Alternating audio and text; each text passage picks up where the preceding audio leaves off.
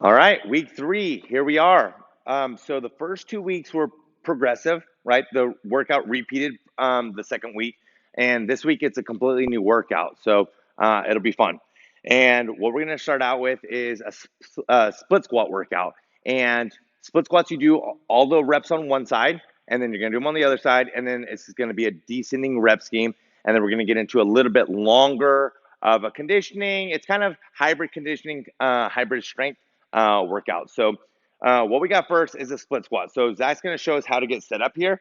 Yeah, so it's very smart to get set up on the bottom. So then you know if your stance is correct. You know, you would know immediately if your feet were too close. And all he's going to do is drive through his front leg and up. And he's going to go straight up and down, right? He's going to do all 20 reps on one side and then switch sides.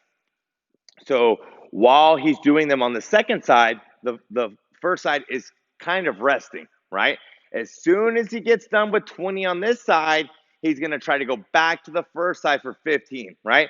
And you can rest if you absolutely need to between legs, but you're going to try to rest as little as possible, right? So when he's done with 15 on this side, he goes to the other side, 15 there, back to the other side, 10, and you don't have to do them all, but 10, 10, 5, and 5, right? And again, the goal would be to rest as little as possible between legs, but you want to rest enough where you can get all the reps in a row, right? And so after that, you might want to sit around for like 5 minutes or so to kind of let yourself calm down and grab a drink of water and that sort of thing. Then we're going to go into the second part. And if you read it, it says 12 minutes for quality. And so sometimes we do, a certain amount of time where you're really trying to push the amount of rounds you can get. And that's not really the case today, right? The movements that we're doing today benefit more from slowing them down and really focusing on the movement, right? So we have a couple of lower body movements because it's lower body strength day. And then we're going to hit some core movements. And so our first movement is the deadlift.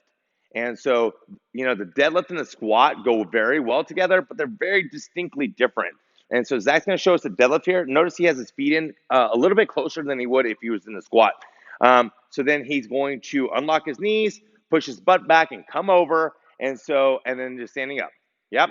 And so notice that his butt isn't going up and down. It's going more back and forth. And that's really the hallmark difference between the deadlift and the squat. So he's going to do 10 of those. Once he's done, he can take a little bit of rest. And whenever he's ready, he's going to pop those dumbbells out, widen his stance. And now he's thinking more up and down, getting the squat. And he's going to do 10 of those. So once he's done with those, set the dumbbells pretty much to the side. You don't need them for the next couple of movements. And then he's going to lay on down. We have the glute bridge first. And so glute bridge, laying down, feet in close to your butt. He's going to drive his hips up through his heels and really squeeze the butt at the top, right? That one's going to be 15. Now, we're going to move into the side plank. So we're going to go one side, back, and then we're going to go back to the first side and back, right? So there's two different movements there. So first, he's going to come up in the side plank. And then what he's going to be doing is lifting his hips up and then down and then up. So this would be 2, down, up, 3. So he's going to do 10 of those. He's going to roll to the other side. So we don't necessarily have to demo that, but he's going to be on the other side, do 10 on this side, right? Then back to the original side. So this one's a kind of a different movement, right? And we're asking your obliques to hold this position while we challenge it. Then he's going to reach through and then back up. So we have 5 of these each side.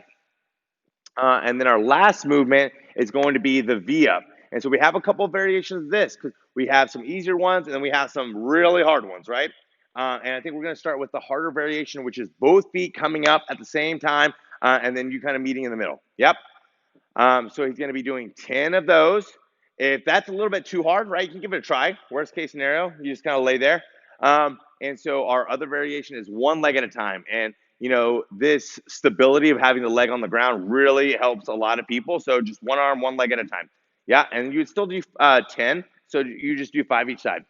So that would be one round, right? It's going to be 12 minutes. And you can take, so we're doing ab movement, ab movement, ab movement. And depending on your abdominal endurance, you might not be able to go through all 3 in a row. And that's perfectly fine, right? You can rest as much as you need between right arm, left arm, or between the hip lifts and the reach throughs. and the VFs, right? So take your time. This one's for quality, not for quantity. And that's our first day of week 3.